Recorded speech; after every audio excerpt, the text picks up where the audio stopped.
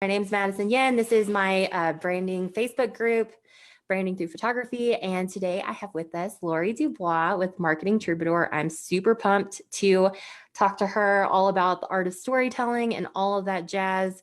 Lori, do you want to tell us a little bit about your business before we kind of get started? Tell us all like what it's all about. Where'd you get the name Sure. Marketing Troubadour? Sure. Actually, yeah, where I got the name Marketing Troubadour is kind of in my story. That's when we get started. So I will tell that a little bit more. But first of all, thanks for having me, Madison. I'm super excited to be here in your group, and I know you're all about branding, and it's important. So I'm Lori Dubois. I own a company called Marketing Troubadour, and I work on branding and strategic marketing for small businesses. So helping entrepreneurs, usually where the owner is actually doing the marketing themselves, AKA they're not doing anything because The they're so DIY. busy. Oh yeah, I know, right? Yeah, kind of the DIY entrepreneur, they're doing everything themselves. And, you know, we all know, right? Everyone listening that you wear all the hats. So you kind of do all the things. So I help people like organize all the things and figure out what's the best use of their time and their money in their branding and marketing.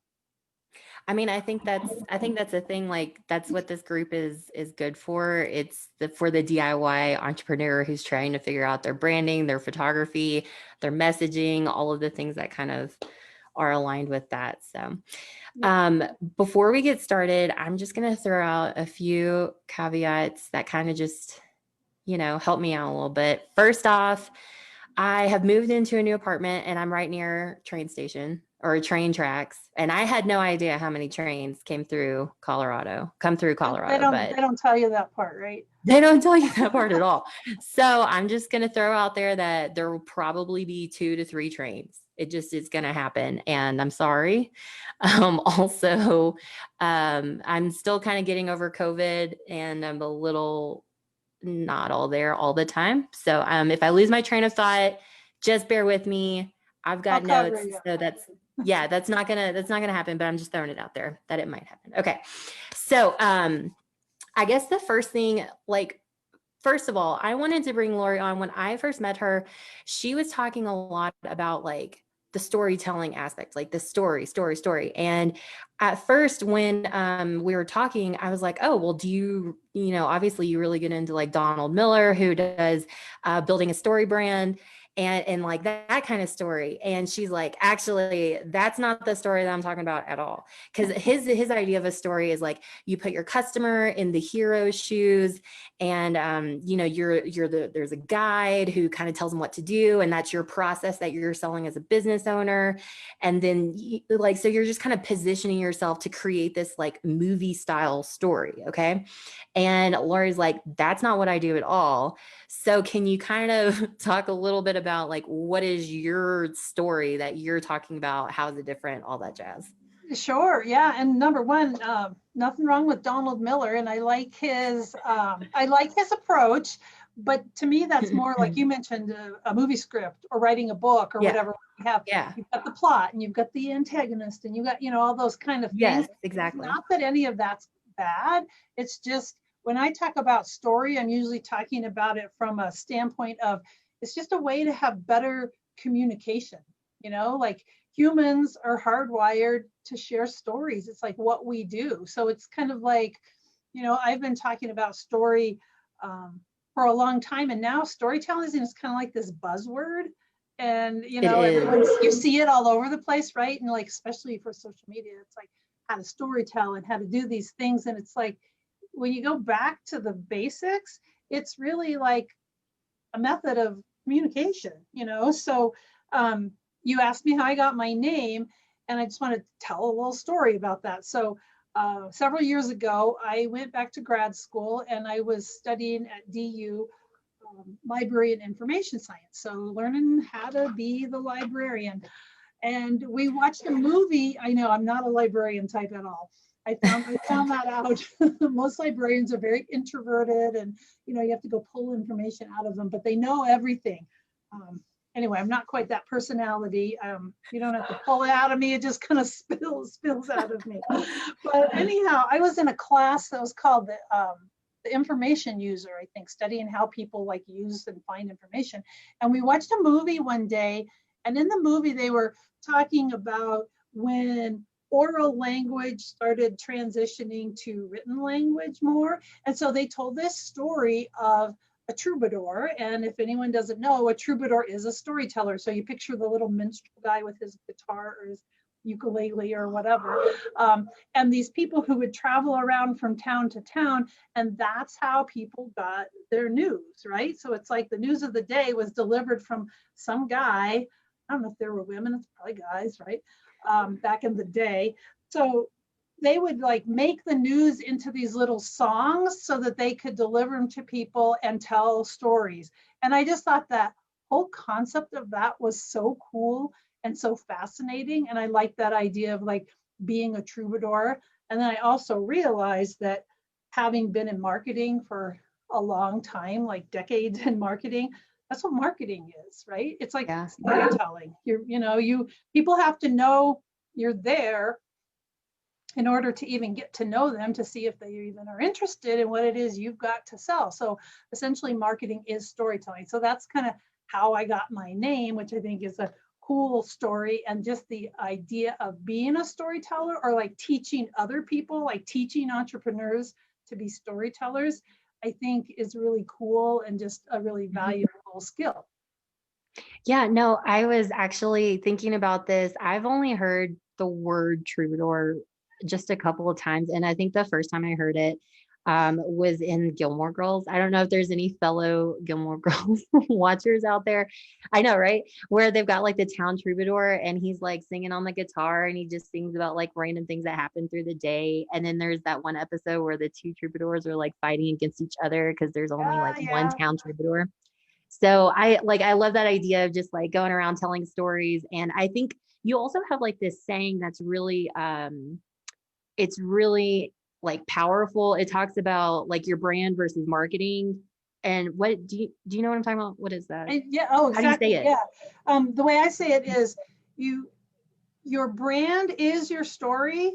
Marketing is telling your story. Because I think I realized after a long time that a lot of people, entrepreneurs kind of think branding and marketing are like the same thing, but it's like, think of it this way. If you're branding, you're basically creating a story, right? So some people can get stuck in that. And so like they're making their logo and they're taking their photos and they're getting their color palette and they're working all about like, what should I say? And what's my mission statement? And they spend all their time in there and they build this beautiful thing that they call their brand, but then they don't push it out there. So like that's branding with no marketing. So you built this great thing and nobody knows about it, So conversely, if you're marketing and not branding, so if you haven't built a brand and you're marketing, you're out there essentially telling your story over and over and over. So chances are, number one, if you're doing that without building a brand first, every time you tell your story, it's probably different. So you're saying different things to different people all the time. Which is against that consistency part, right? Like exactly, yeah. So that's not really a good thing to do that. So I also like to, when I tell people that, sometimes they're like, oh, I don't know if my brand's my story. Like they think there's only one story, right? We never just have one story. So think of it this way. Like if I said, hey, Madison, I've got this friend, Debbie, and you really should meet her. And you might say like, oh, okay, well, what's her story? Now, what you're looking for when you say that, like, what's her story? You're not looking for like, here's her address and here's her age and all these facts and stuff like that. You want to know like, what's the whole picture of Debbie in a nutshell? Like, why do you want me to meet her? What is she all about? Those kind of things. So that's why I say your brand is your story, because that's what your brand does. It explains who you are, why you do what you do, who you're doing it for, and all those kinds of things. And it's like, that's your big story. That doesn't mean you have more little stories. Well, okay. So before we get into like the number of stories, I guess like why do people relate better to stories in the first place? Like what is it about that makes that messaging so much like more like it connects you better? Like why? Like what is it about it? Well, it's very scientific, number one, and I've done a lot of research, and there's a lot of still research going on, and essentially humans are hardwired for story. I mean, like the concept of story. So that's another thing where, you know, when you're talking about kind of the story brand and Donald Miller and that process, there's nothing wrong with that. But it's like, I think I take it back more to a more basic elemental concept, like the concept of story. You picture the cavemen sitting around the fire at night, right? And it's like, what are they doing? How are they communicating with each other? And whether it's, you know, sign language or whatever, they're telling stories of what happened. So it's kind of like, if you think about it, stories, the concept of story, it allows us to connect with each other better and faster, because it's like there's something about it that in our neurons, we make these connections in our brain, right? So it's like stories will add value to your life. They create context sometimes around like information that's just free floating data or facts or information. If you tie it into a story, there's something about that flow and that emotion that connects with us. So it kind of like helps us make sense of things if we hear it in a story form. Does that make sense? Yeah, no, that totally makes sense. And actually, I don't know if y'all are hearing any feedback. I'm getting some noise on Lori's, and it like kind of pops up. And so I don't know if y'all are hearing that. Y'all let me know. Maybe we'll try the headphones again if they are, but if they're not, then that's perfect. Yeah, I don't hear it on my end. Okay, but so I was actually watching a Dolly Christmas, the Dolly Christmas special yesterday. Did you watch that? Like, I think it was actually came on Sunday. Okay. Well, being the girl from Tennessee, I'm like a huge Dolly Parton fan. She is one of my heroes. And she's sitting here like telling these stories of her being a kid and you know, just like they're poor, and she had this one story like where she was talking to her mom, or like just they were talking about like Christmas and presents, and she offered to give her a Christmas present. And then the mom's like, no, that present's for you. You have such a good heart. If anyone saw this, okay, cool. Allie said we're good. Okay. If anyone else watched the Dolly Parton thing, like when she talked about that, I just bawled, because it's like just that idea of like that connection with your mom. And it's like she's telling a story, and then on top of her telling the story, then she's like singing songs that kind of connected. So it was just like such a really powerful show. I highly recommend it. Anyway, but yeah, no, I like you're right. Yeah, you find yourself in the story, right? That's why things are emotional, or that we cry at things like commercials. You know, yeah, I know, right? Sometimes, right? You know, because there's kind of a story there and it yanks it, and not all stories have to be yanking at your heartstrings and necessarily, and they don't have to be something sad to try and hook you that way. That's not the point. The point is just that if you see yourself in somebody else's story, your connection is that much stronger. Exactly. And like, just to kind of throw this back in there, like Dolly, although she's you know, obviously a celebrity now and she has tons of money and all this stuff, like this was a very simple story of a very small act. And I think that is something that a lot like prevents a lot of people from saying a story at all, is because they're like, well, I'm really boring. Like, I'm not special. I don't know what to say. Like, what do you, and I feel like everyone kind of feels that way. They feel like intimidated or scared to like share a story because they don't think it's worth sharing. So like, what do you do for that? Or what do you tell people, you know? So when you just talked about the Dolly Parton thing, right? You know, you're talking about that story like resonated with you, right? That's what kind of pulls on your emotions and stuff. So I created this thing called the 4 R's of storytelling, which we'll say later, but also, by the way, in the links below, if you want to put your email address, I have a download about the 4 R's of storytelling. So if anybody wants that, you can certainly get in touch with either me or Madison, or just put your email below and I'll send it to you. But I created this thing called the 4 R's of storytelling because just because you tell a story, it's not that idea. It's not because I sell marketing, so I turn it into a story and then magically it gets me more clients. Like, that's not the point. The point is, it's got to be, when you're messaging to your clients, it has to be relevant. You have to have people resonate with it. and then they want to relate to you as the storyteller. And if you hit those 3 things, they will remember you. So that's like the 4 R's of storytelling: relevance, resonance, relatability, and remember. So when you're talking about, oh, but I'm a plumber and that's really boring, or what could I say about plumbing that would tell an exciting story, or what do I, I'm an accountant. I'm hoping not stepping on anybody's toes here, but Right. there's certain things where you think like, oh, I'm not a branding photographer. I don't do these things that are cool and flashy. So it's like, how can I make that exciting to people? It's boring. Here's the deal. You go back to these 4 R's, right? So if it's relevant to you and it resonates with you in the moment, there's no such thing as boring or exciting. So if you're, and here, this is actually a true story. I mean, that's why I chose plumber. So this summer we had our sewer back up in our basement, which was a very unglamorous thing, I can tell you. And we needed a plumber.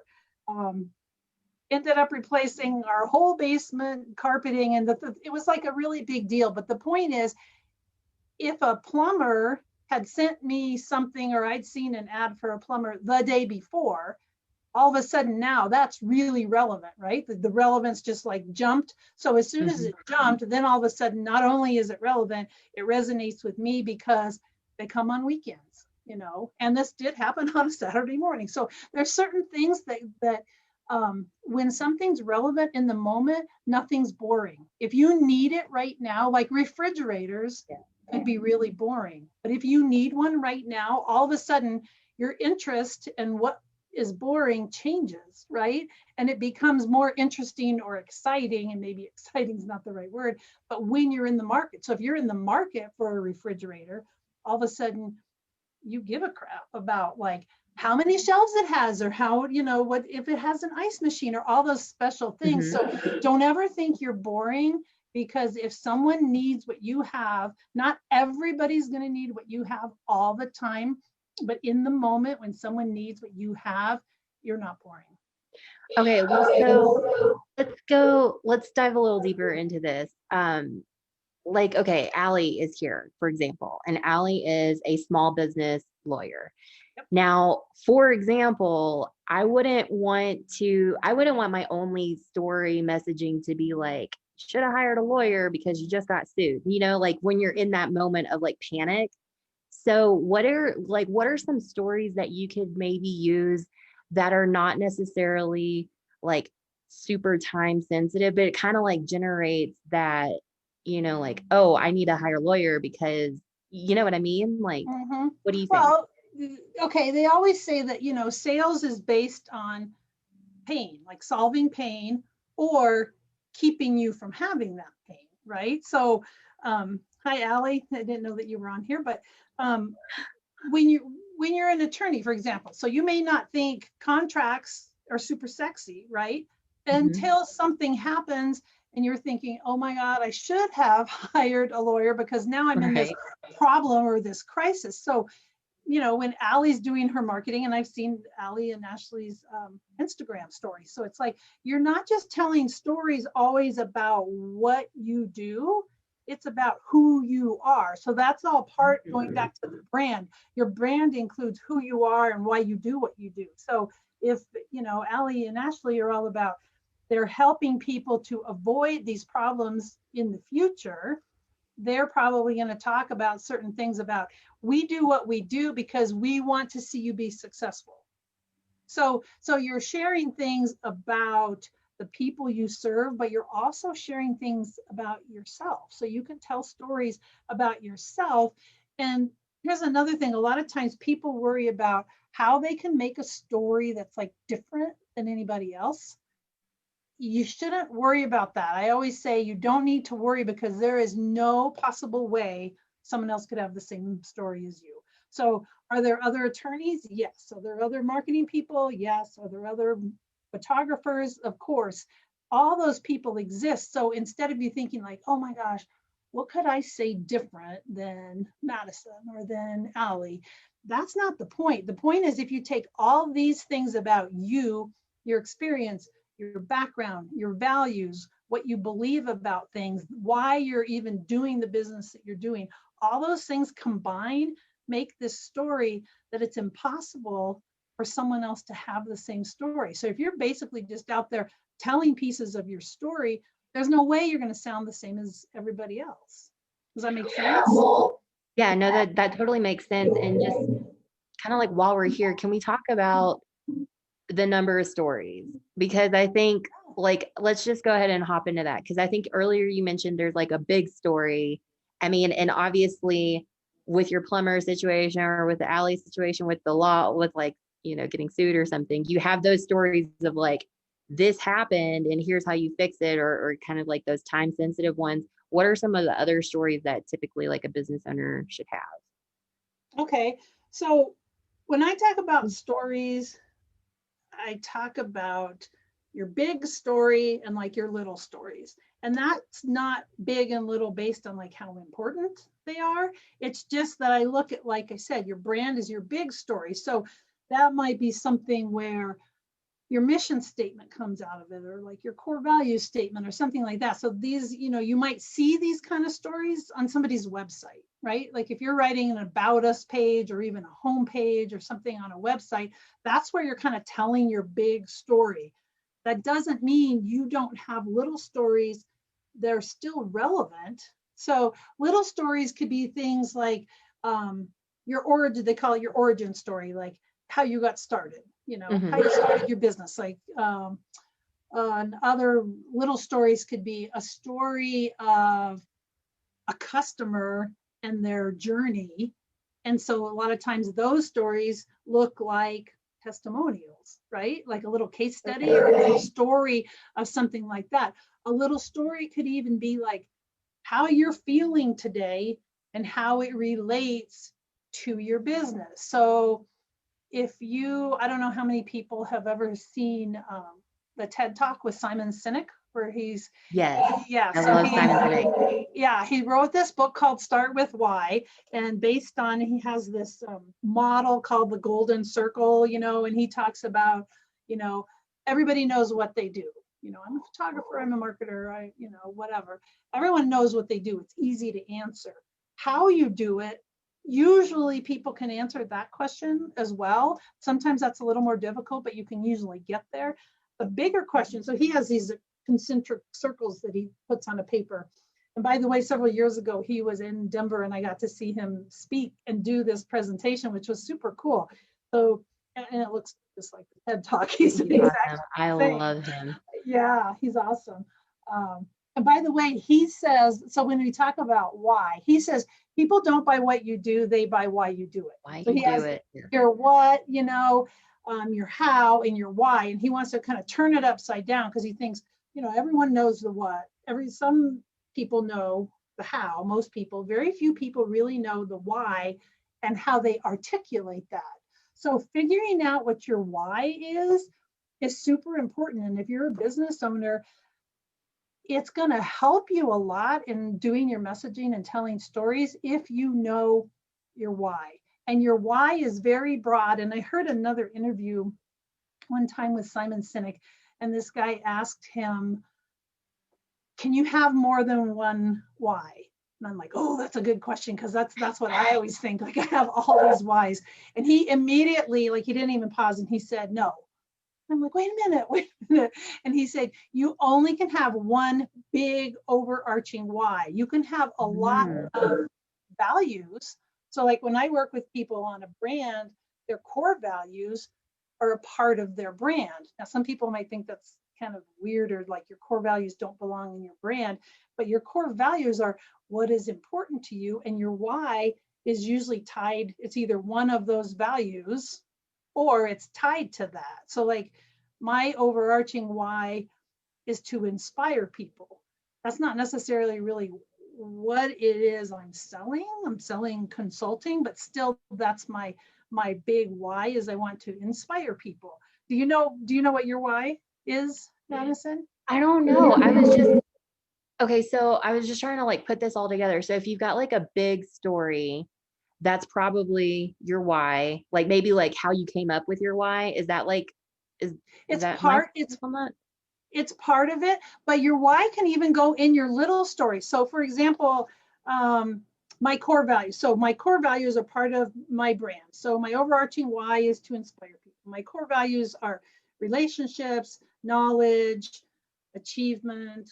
I can't remember, there's a couple more, but those are the main ones. So if you're telling little stories, for example, you're on Instagram and you're doing an Instagram live or a story on Instagram or Facebook or something like that, you can tell a little story that has, I'm trying to think of a great example, something to do with something that just happened to you, totally unrelated for your business. You just went to get your car washed or whatever, and something happened in that exchange with a person at the car wash. Maybe you're washing your own car. So you're in one of those places where, I'm making this up as I go along, you're in one of those places where you're putting in the credit card or the quarters or whatever to wash your own car, and like the person in the next thing like ran out of quarters, or you ran out of quarters or something, and then there's someone else noticed and they're like, hey, I can help you, or some kind of interchange happens with a person, and it doesn't always have to be that.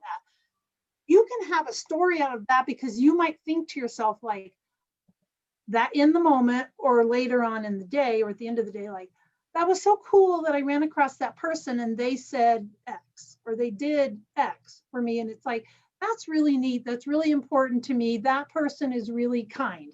And then you might think, wow, I really value that in people. I really value people that are kind, or I really value people that have integrity, because you had a conversation with someone, or you saw something on TV. It can be anything. You're watching Yellowstone with Kevin Costner on TV, and like, something happens and you think, wow, that person has a lot of integrity. That probably didn't happen on Yellowstone because they don't have much integrity. Just saying. But those things happen and you think, that was meaningful to me because I value that as well. So you could post something on your Instagram story about, this thing happened today and it really touched me because this person obviously values integrity and so do I. So you can share a little. So I totally get that. Like the little stories, I feel like I can really relate to or see, and I can connect it back to branding and business and being a business owner and all these things that I love about my business. For the big story, I feel like that's like the important one, and I'm not exactly sure like what that looks like. So, and I think about like my business, and I started photography because my dad was a photographer, and that's kind of like that family continuing a legacy, and that brings me like a lot of like purpose and joy. But then there's the other part of it where I love shooting people because I want to show them how I see them. Like I want to show them how like beautiful they can be, like through my eyes, like through my lens. And I think that, that's kind of another why. So then now that you're saying that I can only have one why, I'm like, I don't know, like I guess one is more like photography based and the other one is more, here's why I started this business. So, I mean, if people are feeling like they have multiple, like, what do you tell them? Like, how do you consult them?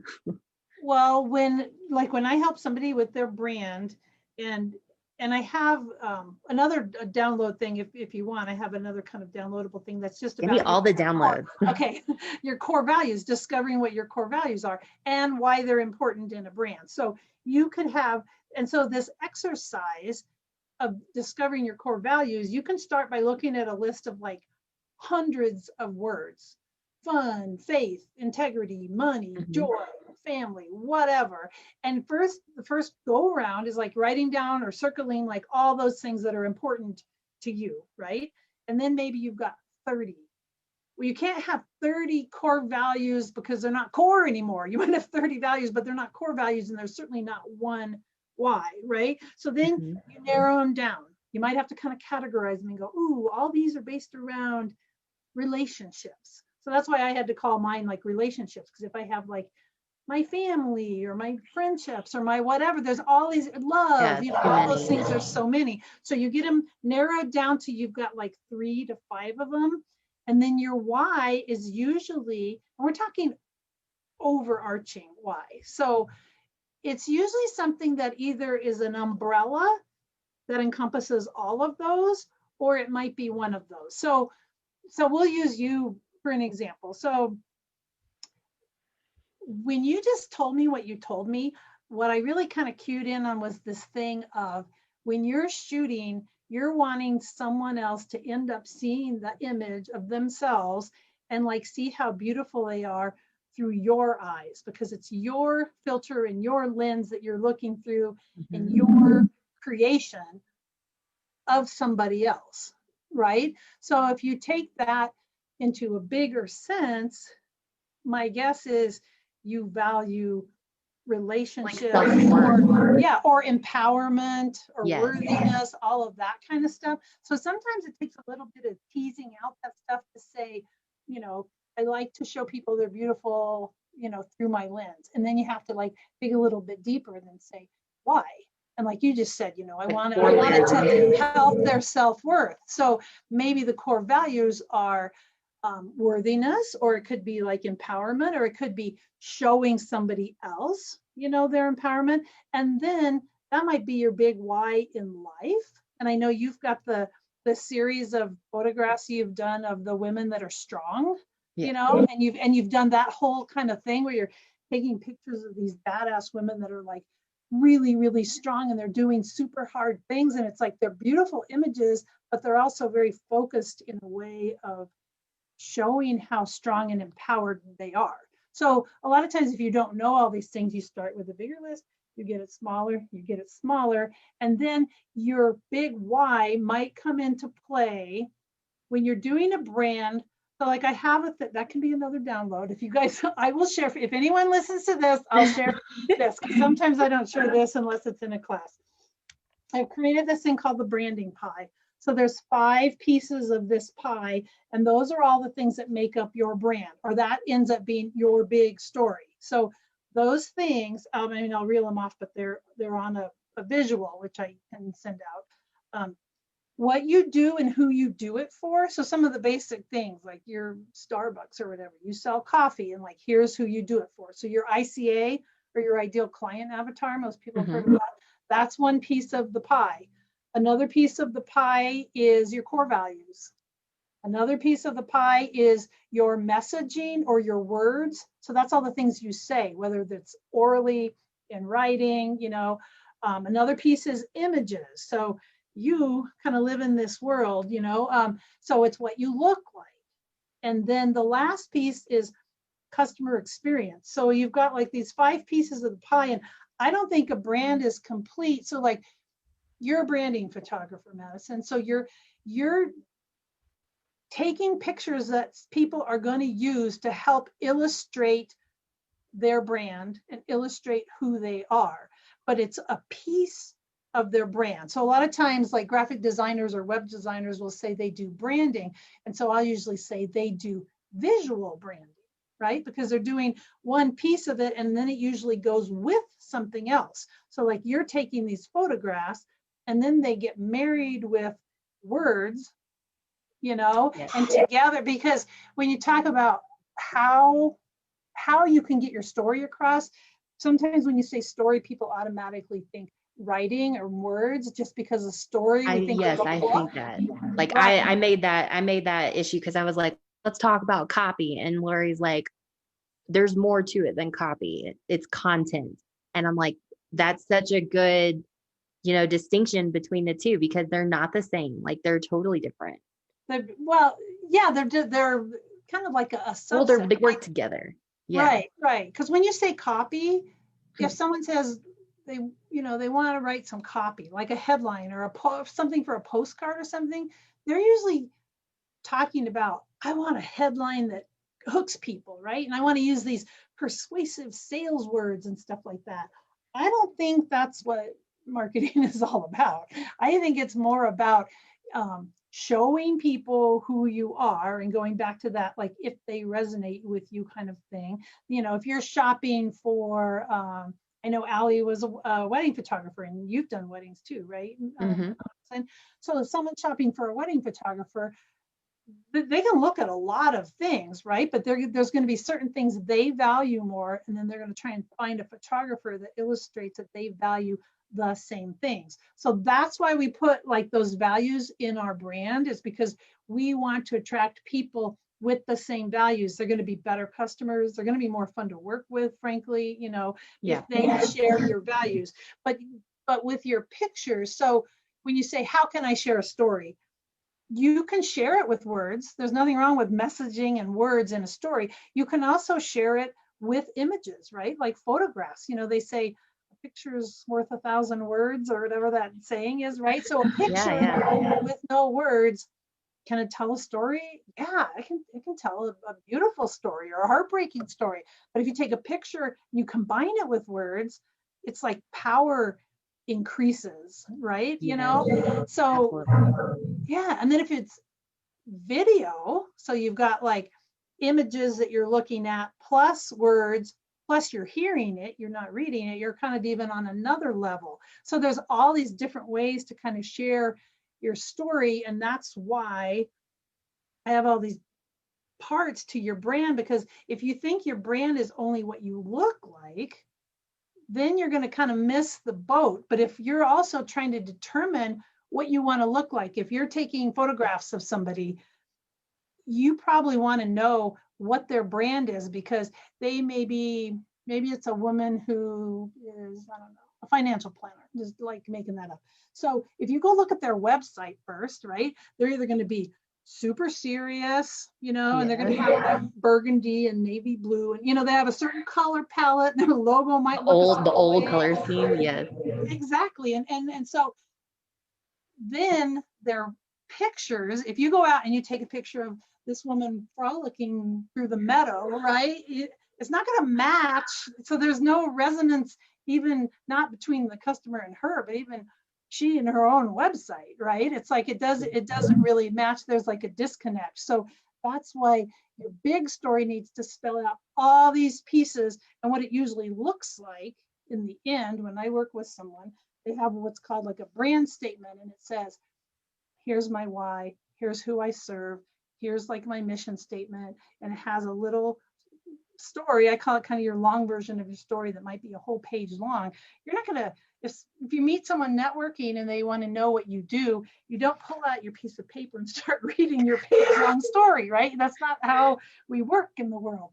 But you have that as an anchor, so that anytime you do photographs, for example, or you're looking for artwork, or you're working on your color palette with your web designer, you have kind of this anchor that's existing in one place.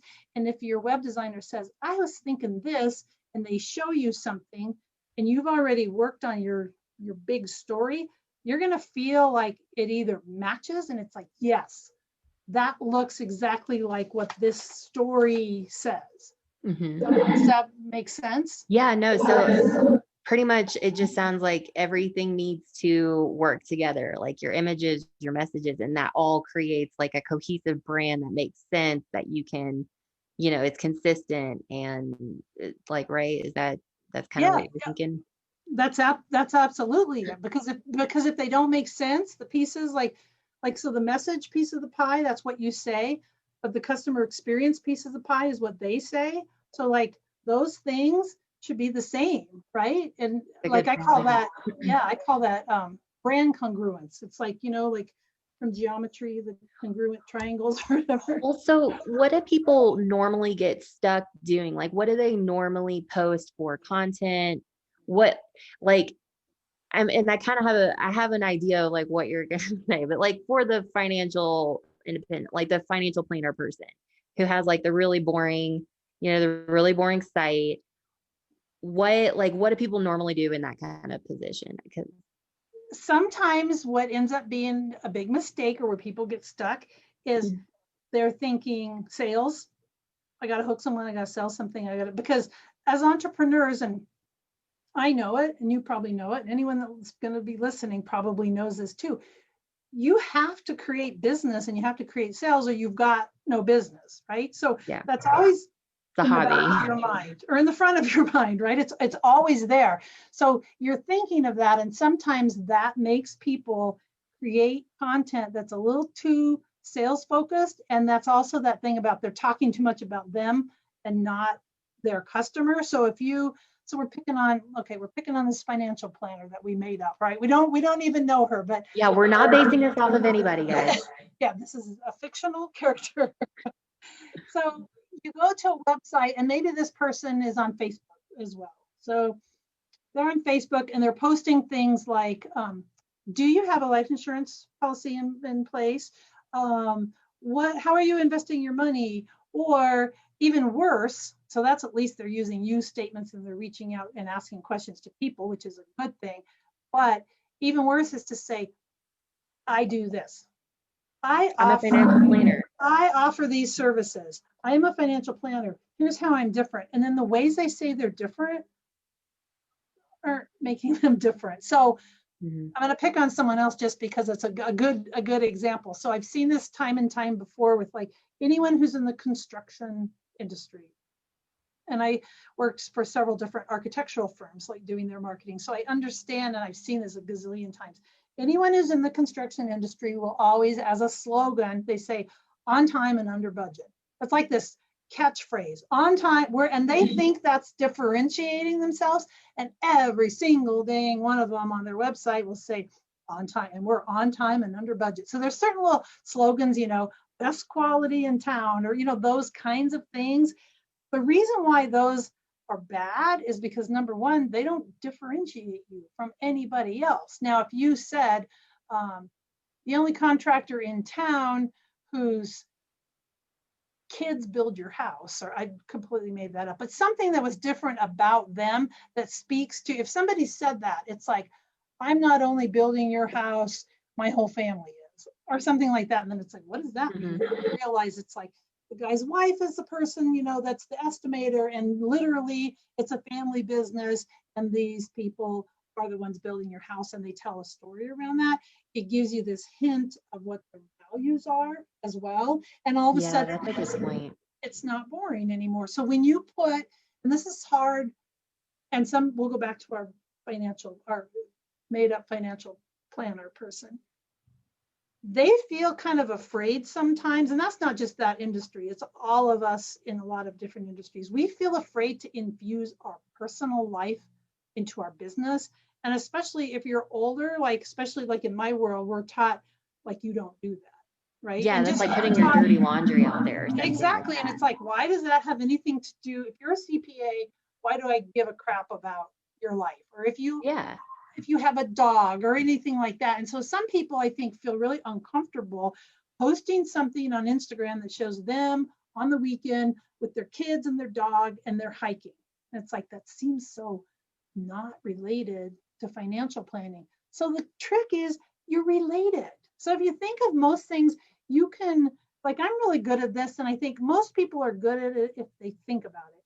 You create the tie for them. So it's like, we were hiking this weekend, and so you have a cute picture, and it's your dog and your kid, and they're sitting on the edge of the rock or whatever, and it's like, went hiking this weekend. It's so good to be away from the office. It just made me think about how much I value my family. And for anyone that has a family, I really want to see you protect it. You know what I mean? There's ways to tie what you do in your life with what other people are experiencing. I think that's where the core values really come in, because okay, so on the first stage, going back to the Simon Sinek kind of circles, you've got your what. Okay, she's a financial planner. And I think about this a lot for wedding photography, because there's so much emotion that goes in, and there's so many photographers that's I'm a photographer, here's my prices, and then that's it, and then they're done, and it's there's so much more that you can add to this story. You can talk about the entire day, the moments that they're going to get, the moments 50 years down the road when they're looking back, and then they have photos to hold. It's there's so many ways that you can kind of create this story and tell them. Now, is it okay if you create stories, or do they need to be kind of truthful to you? Can you make up stories when 50 years from now, when you're looking back at your wedding album with your kids and all that stuff, you know what I mean? Sure. I think there's a thing about, if you're telling a story about yourself, something that happened to you, you wouldn't want to tell a story and say, when I got my JD, I immediately went to work at some big law firm. Like, you don't lie, right? Yeah, You don't tell lies, but you might say, like, I know you follow Jasmine Star and a lot of people. A lot of people she's in the group an follow her Instagram, too. okay, an Instagram guru and stuff. So Jasmine Star makes no bones about saying she's a law school dropout who I'd heard her story a million times. Yeah, And me she, too. her mom had cancer and she was afraid she was going to lose her. And so she dropped out of law school. And then she was sitting there with her new husband. And he said, what would you do if you could do anything you wanted? And she said, I think I could be a photographer. And he says, but you don't even have a camera. I feel like I can tell her story because You were telling it like almost verbatim of like what she I've does. heard it so many times, but it's like, it's true, it happened. She maybe has added little ways that she felt about it, or maybe she tweaked a few things, like maybe this didn't happen in this order and then this order. But the gist is But the it same. happened. Yeah. So it's like when you retell a story, sometimes it starts The fish gets grow bigger. a little bit. The fish gets bigger. I caught this. Yeah. And that kind of happens. And as long as you're not really lying, but sometimes you think about a story later and you think, I don't know how to explain this. You think about something that happened. You went fishing. You're talking about, you went fishing with your husband and you hate fishing, but you went because he liked it, or, so this whole thing happened this day.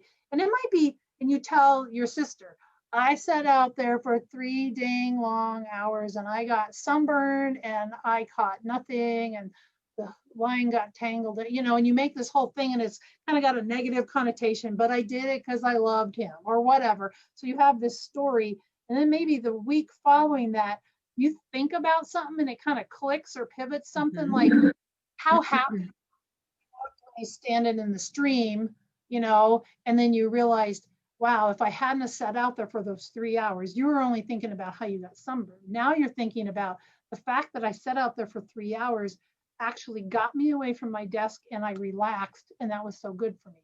So that might not have been in the original story you told, but you may end up, if this is a story you tell like over and over, because it might be meaningful to relate to something to your business, it could end up being like, the thing that changed my life forever was that day I went fishing with my husband, and I was so bored at the time, but it gave me clarity because I was relaxed in nature for 3 hours and I got this idea, and from there my new business was born. See how that, Yeah, no, I feel like you're just like whipping out all these stories, like just kind of coming up with it. And it's so interesting because it's like you can put yourself in that situation that Lori's talking about. Like you're fishing and it's like, have you ever done anything that makes you feel super bored? And you're like, I don't even know. Like, I'm only doing this because of you. Like you can all relate to that story.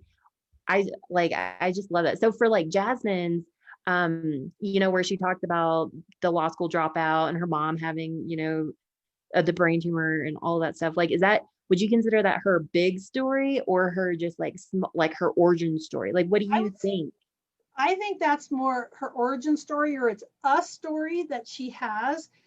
It's part of her big story. What I call her big story is, when I think of, like, if I had to say, okay, Jasmine Star, her big story is, I think about how she looks, and she's got this like energy level that's like off the charts, right? And she's super passionate and cares about what she does. And you think about like what her logo looks like and being in Social Curator, and her images all kind of look a certain way. It's everything. It's all that stuff together. Okay. And the only time you're probably going to tell your big story is maybe like on your website throughout several pages of your website. Okay. But you still have to have it. And the main reason for having your big story is not because you're going to be out there telling your big story all the time. It's because having your big story helps you to have a true north. It's like your compass, so that whenever you create other stories, they resonate and you don't go off track and all of a sudden you're telling something that's completely disconnected. Like if I saw a post from you one week and then another, and they just they don't match. See, and I feel like the big story is the thing that's kind of like hanging up with me. Like, I'm just like, I don't know what my big, like, what's your big story? And y'all comment here too. Like, do y'all have a big story? Do y'all have a big, like, why mission statement? Let's see what y'all are thinking.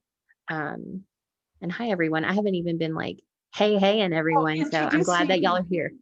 But yeah, so drop in the comments. What do you think your big story is? What do you think your, like, that one would be for you? And then, like, Lori, what's your big story? Tell me your thing. Okay, I'd say like my big story circles around this whole idea of storytelling and being a troubadour. And I am a storyteller. I want to teach other people to be storytellers. I like working with super small businesses and entrepreneurs because I am one. I've worked for them before. I understand what they need. And I really have a heart for like getting and understanding some of these people that are the solopreneurs and the DIY entrepreneurs, and they need so much education, they need so much help, they need so much support, but they have really small budgets sometimes. So it's kind of like trying to reach these people that are, frankly, they're like doing all the things, right? They're like, some people are making their own website and creating their own vision, and then like they're creating all their own content, and they're doing what they do. So if they're the financial planner or the lawyer, they're actually doing the work as well. So they're doing all these things. So it's like, I have this mission to try to support them, to teach them, because it's like, I can write stories for people and write content for people, and I do that, but I really want to teach people ways they can do that. So see, and I feel like just in what you said, that you're all about storytelling, like, yes, that is 100% on the nose what I think of when I think of you.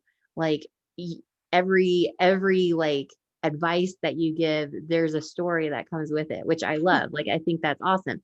So, but then when you're saying that, that's not necessarily like a story of what happened in your past. So it's more just like the statement of why you exist as a business, more like. Yes, it's back like when I was saying, like when I said you need to meet Debbie or whatever, and you said, hey, what's her story? That your big story isn't necessarily told as a storybook or a story that has a beginning, middle, end, plot, climax, all those different things, like in a real like storybook type of a story. It's more the idea of a story as painting this whole picture that incorporates everything you are. Okay, that really clarifies, because I was kind of getting hung up in the, like, it being called a story, and then I'm like, well, I don't know if I have like that one story that defines everything that I do. But okay, so that, I think that makes more sense for me. Yeah, and that's why that can be kind of long. You might create something that's 2 or 3 pages long, and it says, here's who our customers are, and here's what our core values are, and here's how we stand by them, and then here's how we got started. Your origin story could be included in your big story, it doesn't have to be. But I think, right, people can get hung up on that, and that's more of a, people rebrand. It happens, and sometimes people need to rebrand. But typically when you create your brand, you kind of create it like one time. It's like you build this brand statement or this story of what you're about, and then you're out there telling pieces of it over and over and over again. And you're not telling it to everybody. You're only telling it to certain people. And I don't know if we have time, but a lot of times what I hear is, I don't have any ideas. It's like, Lori, you've got all the ideas. You tell all the stories. Yeah, I mean, that's fair. It's like they think they're boring, or they're like, I don't even know where to start. Like, I don't even know what to say. So I'll give you a few tips. If there's anybody who's thinking like, I can't make up a story, or like you told that whole story of hiking and sitting on the rock. It's like, I can't do that. Yes, you can. Here's how you do it. It's like, you just start becoming more aware about how you feel and what you think about certain situations. In other words, you're watching the news and they're talking about and steer away from politics. They're talking about the pandemic, or they're talking about the weather, or they're talking about whatever, or you watch a TV show, or you have an interaction with a family member, or anything at all that happens in your day. And if it makes you feel a certain way, you have to kind of practice like getting good about stopping and thinking like, that's interesting. That like, why did that bring up that memory for me? Like, okay, here's an example, and I don't have the picture sitting right with me. I was looking for something the other day. I came across some old photos, and I found one, and it was like me and my two sisters on Easter, and my mom. We were in our Easter dresses, and my mom had made our dresses, and there were these cute little polka dot dresses with these little capes. This is like late 60s, early 70s, you know. So we're all standing in a row. From everyone has these pictures from tallest to shortest, you know, and each dress was like the same, but they were different colors. So I don't know about you. Do you have siblings? I have a sister. Yeah. Okay, so I don't know We if had you matching dresses too. Yeah, so that dressing alike thing, it's like I always thought I'm not doing that to my kids, and I just have one. So luckily for her, didn't have to do that. But yeah, I looked at this picture, and what went through my mind was, oh my God, we all look the same. Why do people dress their kids the same? So just being aware of that, for me, automatically triggered this thing of how you differentiate yourself, you know, because when I looked at the picture, it's like I was wearing a hat and the other two weren't. And one of my sisters was wearing little crew socks and the other two were wearing knee socks. And so some of us had our hands like, you know, posed different ways. So it's like, even when what it made me think was, even when things look the same, they're all different. Like I looked at us and I know I was kind of the rebel and the bad child. My older sister was, you know, so I thought about writing a blog post about how do you differentiate yourself when everything looks the same? So that's just an example of how a normal, something that happens in your life has nothing to do with your business. It triggered a feeling, and then it goes through, you know, your business owner brain of like, well, let's turn this into marketing. If you're in financial planning or whatever, turn it into that. Or if you're in law, you would turn it into, you know, like the legality or like the liabilities or whatever. And Right. then you can translate it into this is what that turns into. I feel like that's like that's exactly like what we're talking about in this point. It is. It's The exactly like that. storytelling. But the part, here's a part that's important. If you try too hard, if you say like, oh, my water bottle, how can I use this in my marketing today? You know, maybe you can come up with something, and maybe you can't, because when you try too hard, that's when it gets kind of contrived, and then people look at it like, that didn't make any sense at all. But if you look at your messy desk, or you look at your water bottle and you think, crap, I've had 3 of these water bottles this morning. No wonder I'm getting up every 20 minutes to go to the bathroom, because I had all my water. And then that might trigger something else. So does that just take practice then, like to make it not too forced? To feel more natural. It takes practice, but all it really, it's not like hard. It's just being aware. It's being aware of your feelings. Like when you look at your dog, or when you look at your child, or when you're cooking dinner, just it's the normal everyday occurrences I love that that. you find little things in. And it's not like this, I don't know, this is maybe like the last thing I'll say like about story. It's not creating this whole story, like looking at a blank page on your website and then trying to come up with something. It's taking the information you already have and kind of weaving story through it. See, there's a big difference. If you're looking at a blank page and you don't know what to write, it can be really difficult, especially if you say, oh God, it's going to be a damn story. What am I going to do? But if you're looking at, you know, a list of like your financial planner, a list of all their services, and then here's this person, and here's where they went to college, and here's how they're qualified. How do you take what's already there and try and kind of weave story through it? That makes it a little bit easier. Well, and I think like in the whole guys, like the whole reason I wanted Lori to come on in the first place is because when you can start finding stories in anything, you know, and then kind of relate it back to your business, you will never run out of content. And whether Yes. you start with a picture and then you create a story from the picture, or you start with the story and then add the picture later, or add like that visual to it, like either way, you will never run out of things to say when you can start doing like what she's talking about, where like figuring out your emotions that are attached to this, action that's happening.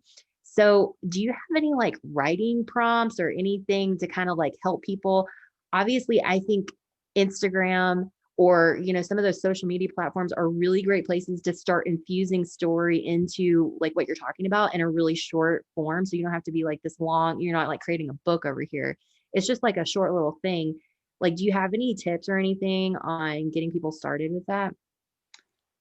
Yeah, I think sometimes I will actually make you a downloadable PDF for prompts, Lori's because gonna I make us realize a all this lot of people download. a lot of people need the prompts, but instead of the prompts can be things like, I don't like the prompts that are like National Donut Day or Oh my gosh, Valentine's Day, right? because everybody does those. And if you can't think of anything, at least it gets you posting. So, you can get a little bit of credit there. But if your prompts are more things like, um, the best thing that happened yesterday, the most, there are all those superlatives, the most embarrassing thing I found, how you feel about things, how I feel about money, how I feel about being a business owner, how I feel about being a parent. No, they're normal life things. And it's like, how do you feel about them? What was the best? What was the worst? What was the first thing you did? Like, Yeah. what's the first client you ever had? Those are the little things. And then you could probably write a paragraph about the first client you had, and it was either a really good story Or or yeah, like, or the an worst awful client one, you right? had or the best Either client. either Yeah. one is okay. And on like Instagram, you can do long caption or short caption, and I would say mix it up, but with your photography, especially when like Instagram, because it's all visual, right? So you're going to have like a photo, or you're going to create an image, right? So depending on when you look at it, how much you think that photo tells a story, you can have more of an explanation if it needs it, or you can have a tiny explanation because it kind of stands on its own. So that's where I Yeah. think with the photography and like the branding photography that you do, a lot of it, if you think about it, it sets up the whole story already, and then you just need a little bit of words to go with it. And that's exactly why I created this like freebie where it talks about all the different kinds of photos that you need. Like, don't think that just like you just need a headshot of you and then that's it. Like, you need things of you doing different things Yes. that Mhm. that will spark conversations. Like, and either they can kind of stand on yourself, like, or on its own, like Lori's talking about, or they can kind of have, different like adding on more of the caption, like the story part to it, to kind of fill it out. So I love that. I could talk about this forever. I know, and we have to go. You mentioned the photography though, and I thought of it. So everybody think of this. Yes, you need a good headshot, and yes, it needs to not be 20 years old, right, Madison? Yeah. It needs to look like you, You're right? preaching right now. I love it. Yeah, yeah. But if you have a headshot and you look at that headshot, how many stories? No wonder people have trouble creating stories. How many stories come to your mind when you look at a headshot? It's like, oh Girl, God, I hair I looks can think of crappy, three. Yeah, like, here's how I felt when we took it. Yeah. Here's how I planned for it. And then Here's how I here's how wish I I felt didn't after I look saw it. or whatever. Yeah. But Yeah. it's like if you do a shoot and you've got you hiking and you writing and you doing what you do, whatever it is, those things are so much easier to make stories out of, right? They Yes, just I are. love that. Use real life. Can I just share one quote? Yes, I please. I like to would love close it. up. This is from a book that's called The Storytelling Animal: How Stories Make Us Human. And I love this so much. Um, he says, this guy, Jonathan Gottschall, he says, we are as a species addicted to story. Even when the body goes to sleep, the mind stays up all night telling itself stories. And so I Oh, I love that. love And especially that. if you're a dreamer, like how you wake up and you think, oh my God, how did I even come up with that dream? And it's because your mind captured all these little things throughout the last day or week, and it puts them together, and it's like writing a screenplay or something. So it's like your mind I is love doing that. it anyway. So just try and tap into your own mind and pull some of that stuff out. And then kind of connect it all with like that larger story, Mm-hmm. right? Or like that Mm-hmm. that larger thing. And then with the support of your core values. So guys, I know that sounds like a There lot you go. when we're kind of talking about it, but I mean, just like Lori is, she's given us so many examples of stories that fits exactly with her brand of being a storyteller. Like that's who she is and what she's about and what she helps businesses do. I love that. Lori has several downloads for us that she is either going to make or has already made. If you guys, we're going to drop her email in. And so if you'd rather email her for the downloads, she can send them to you. Or if you just want to drop your email in, then we can send them to you that way. I'm also going to put in her, contact information. Please stay in touch with her. If you have questions, like leave them in the comments and we'll get to them. Did you have anything else that you wanted to add? This is wonderful. I love it. No, thanks. It was fun. It was so fun. And we've talked about it before. So I knew it was really going to be fun. And yeah, I could talk all day about it, but no, I will say that we're done for the moment. If anyone Okay, has questions or needs help or whatever, please reach out to me. I'm on yeah, Instagram, we'll drop that below, but I'm on yeah. Instagram, Facebook, LinkedIn. All of the things. And then again, her downloads are how to figure out your core values, which I mean, obviously that comes in super handy when you're trying to create stories that are aligned with like your brand and who you are. So that one, and then you've got one on the 4 R's. And then that's like, what makes a good story in the first place, or what makes a story that your customers actually want to like hear. And then another one is something that she's gonna create. So prompts. I will create prompts because I know that people. I'm pumped for the prompts because I think people are like, I don't even know where to start. Like, what do I even talk about today? And so like that can kind of help you just start get your brain turning a little bit on that. So I love it. I'm pumped. Thank you so much for being here. This was so fun. Thanks for having me. All right, guys. Well, I'll close out here, but like I said, if there's questions, drop them below and we'll talk to you soon. Okay. Okay. Thanks, everyone.